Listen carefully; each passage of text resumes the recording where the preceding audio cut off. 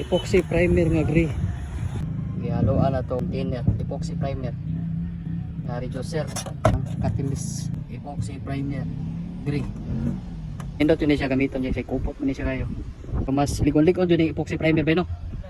Ha? So karan lawa guys, naari tayo planching nga pintal atok. Ako kayong pintalana na to. Kaya kisugda na po na to kuan liha. Ug trapo kay namin siya yung mga kuan abog-abog. Di mamupilit ang pintal kung may mga abog. Kaya gasgasan na to kamay. Lihaan ba? O mao ni sila, liha. Bye. Okay na. Okay na. Adi na limoy. Nya. Happy sa ikot yun. Ihigot niyo. Narosa. Okay na. Okay na? Kuha na siya, nadaan siya mga taas atop, mga 4th floor, no? Oh. Sino? 4th floor. Oh, taas kayo? Hello kayo. Tao, kamay lang po. Sa kaya hangin, jay bagyo.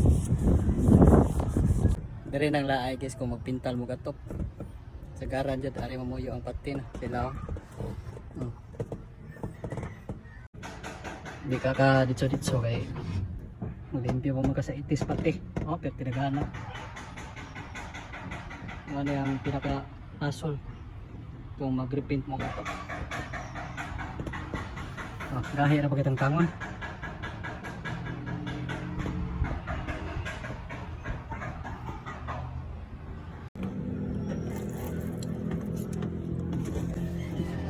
Kaya niyo mo kason, di may slide masaga kung kuhan.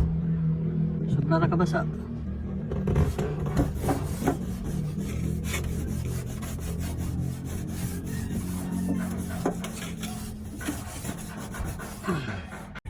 So karon guys, manatag liha og trapo. Yang gisugdan na nato primer. So yang gigamit nato nga primer guys ay epoxy primer. Sugdan nato itong mga kauban. Okay ra.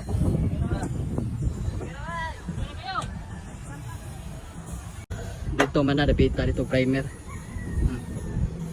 Yang gigamit nato nga primer guys, kuan gani. Ano siya? Epoxy primer nga gray. Ihaloan na to container epoxy primer nga reducer mo niyang catalyst ya mani siya ato ang pintal epoxy primer gray. So nindot yun siya gamiton niya sa kupot mo ni siya kayo ay sa atong redox side pero okay lagi apon to pero mas ligon-ligon yun yung epoxy primer ba no? Ha? Ano yung pinaka-ligon kung gusto mo long last siya pila ka tuig. Gani. Ay sunod na to ganyan guys ang final nga water base. Okay.